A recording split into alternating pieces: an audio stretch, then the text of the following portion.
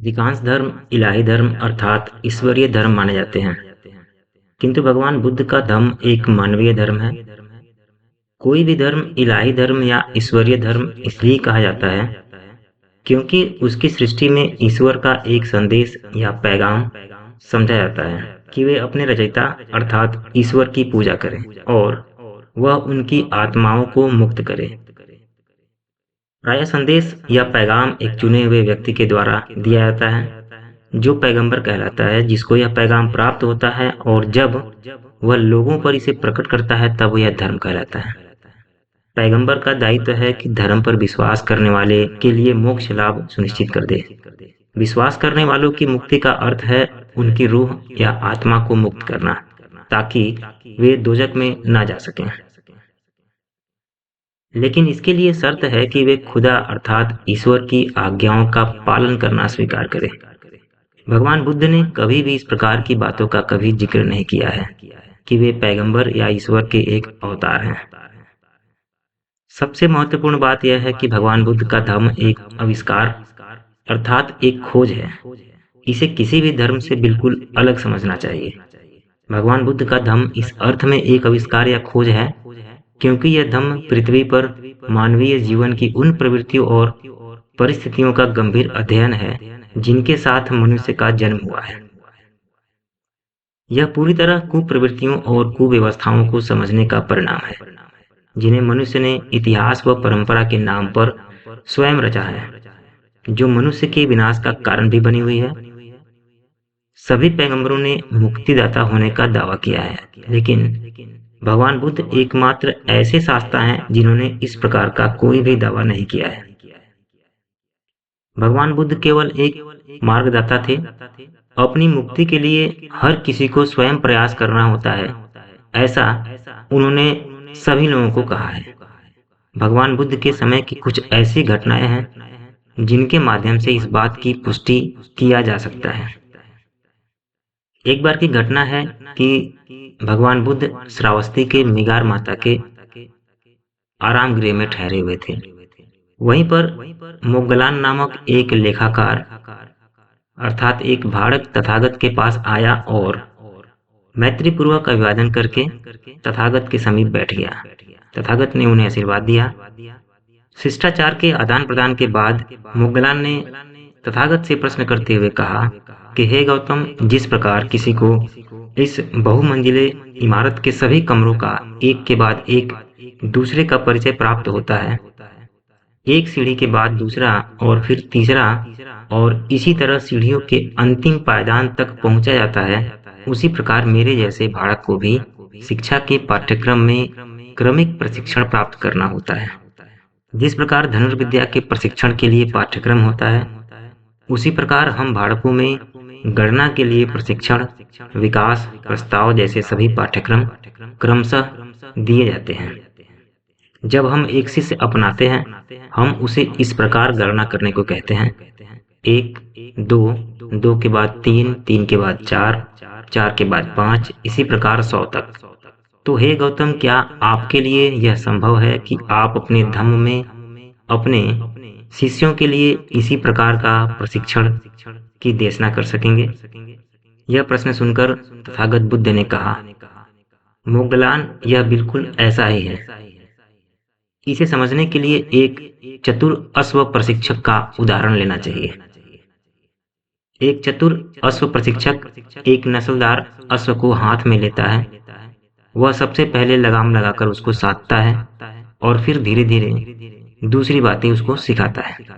उसी प्रकार प्रशिक्षक भिक्षु अपने हाथ में उस मनुष्य की जिम्मेदारी लेते हैं जिसे धम्म में प्रशिक्षित करना होता है और उसे उसका पहला पाठ इस प्रकार देते हैं।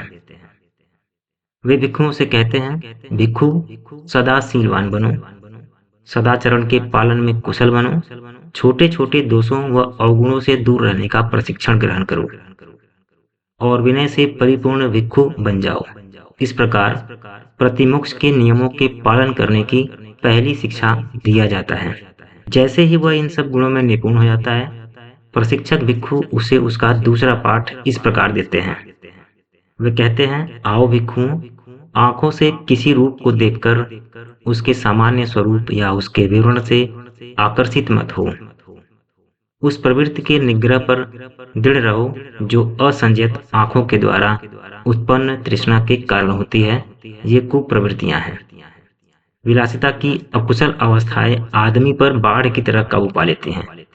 चक्षु इंद्रियों को संयत रखो, चक्षु इंद्रियों को काबू में रखो और इसी प्रकार अन्य इंद्रियों के विषय में भी सावधान रहो। जब तुम कान से कोई शब्द सुनो या नाक से कोई गंध सूंघो या जीभ से कोई स्वाद चखो या शरीर से किसी व्यक्ति या वस्तु को स्पर्श करो और जब मन में तत्संबंधी राग पैदा हो तो उसके सामान्य स्वरूप या उसके विवरणों से आकर्षित मत हो। जैसे ही वह उन सब प्रशिक्षण में निपुण हो जाता है, प्रशिक्षक उसे अगला पाठ इस प्रकार देते हैं। वे कहते हैं, आओ भिक्षुओं, भोजन की मात्रा पर ध्यान दो। क्या तुम अपना भोजन गंभीरता और सावधानी से करते हो? भोजन का सेवन न ही केवल खेल के लिए, न ही आसक्ति के लिए, न ही व्यक्तिगत आकर्षण को बढ़ाने के लिए या शरीर की सुंदरता बढ़ाने के लिए, बल्कि इसे शरीर की स्थिरता के लिए, शरीर की जरूरतमंद ऊर्जा के लिए, हानि से सुरक्षा के लिए और सदाचरण जीवन का पालन करने के लिए ही करें। स्वयं को इस विचार के साथ आश्वस्त रखें कि मैं अपनी पूर्व वेदना को नियंत्रित करता हूं और किसी नई वेदना को उत्पन्न नहीं होने दूंगा। इसमें मेरा जीवन अनुरक्षित है और सुखपूर्वक होगा। तथागत बुद्ध फिर कहते हैं, मोगलान, जब उसने भोजन में निग्रह को संयत कर लिया हो, तब प्रशिक्षक उसे अगला पाठ इस प्रकार देते हैं। वे कहते हैं, आओ भिक्षुओं, जागरूकता अर्थात स्मृति का अभ्यास करो।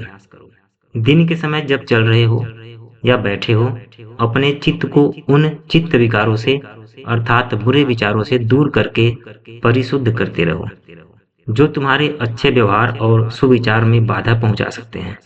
रात के समय पहले पहर में चलते फिरते या बैठकर व्यतीत करो और इसी समान रात के दूसरे पहर में दाहिनी करवट सिंह आसन में लेट जाओ और एक पैर दूसरे पैर पर रखते हुए जागरूकता और संयम द्वारा अपने विचारों में एकाग्रता की भावना केंद्रित करो।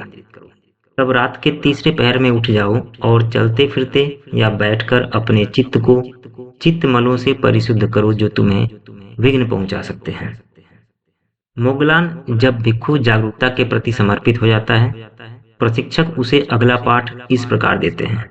वे कहते हैं, आओ भिक्षुओं, जागरूकता और स्मृति सहित सम्यक ज्ञान से परिपूर्ण होकर आत्मनियंत्रण से संपन्न हो जाओ। आगे चलते हुए या पीछे हटते हुए स्वयं को नियंत्रण में रखो। आगे देखते हुए या पीछे देखते हुए, झुकते हुए या विश्राम करते हुए, चीवर धारण करते हुए या चीवर और पात्र ले जाते हुए, खाते हुए, चबाते हुए, चखते हुए, शौच जाते हुए, चलते हुए, खड़े हुए, बैठे हुए, लेटे हुए, सोते हुए या जागते हुए, बोलते हुए या मौन रहते हुए, स्वयं पर हमेशा नियंत्रण रखो। इसी प्रकार मोगलान, जब भिक्षु आत्म नियंत्रण से संपन्न हो जाता है, प्रशिक्षक उसे अगला पाठ इस प्रकार देते हैं। वे कहते हैं, आओ भिक्षुओं, एक एकांत आवास खोजो, जहां चाहे वन हो या एक पेड़ की जड़ हो, चाहे पहाड़ हो या एक गुफा हो या एक पहाड़ी कंदरा हो, चाहे एक शमशान भूमि हो या खुला वन हो या आश्रम हो, खुला आकाश हो या पुआल का ढेर हो, वहां बैठकर अपने शरीर को सीधा रखते हुए चारों ध्यानों का अभ्यास करो।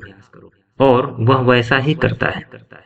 जब उसने अपना भोजन ग्रहण कर लिया हो, वह पालथी मारकर उक्त स्थान पर बैठता है और बताए हुए अनुसार ध्यान का अभ्यास करता है।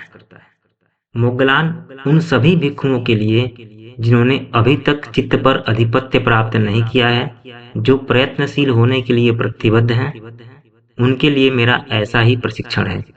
किंतु उन भिक्षुओं के लिए जो अरहत हैं, जिन्होंने अपने आश्रमों को नष्ट कर लिया है, जिन्होंने अपना जीवन जी लिया है, जिन्होंने अपने कार्यों को निपटा लिया है, जो अपने सिर के बोझ को उतार चुके हैं, स्वयं अपनी मुक्ति प्राप्त कर चुके हैं, जिन्होंने भव बंधनों को पूरी तरह से नष्ट कर लिया है और जो प्रज्ञा द्वारा विमुक्त हैं, ऐसों के लिए उपरोक्त श्रेष्ठ जीवन में सुख में सहायक हैं और साथ ही आत्मनियंत्रण के प्रति सतर्क रहने के लिए प्रतिबद्ध हैं। इस प्रकार तथागत की सारी बातें सुनकर लेखाकार मुगलान तथागत की बातों से संतुष्ट हुए और वे तथागत के शिष्य बन गए। उनके मन में शिष्य बनने के बाद जब भी कोई जिज्ञासा होती थी, तो वो खुल करके भगवान बुद्ध से अपनी जिज्ञासा के बारे में पूछते थे और भगवान बुद्ध उन सभी जिज्ञासाओं का यथासंभव उत्तर जरूर देते थे।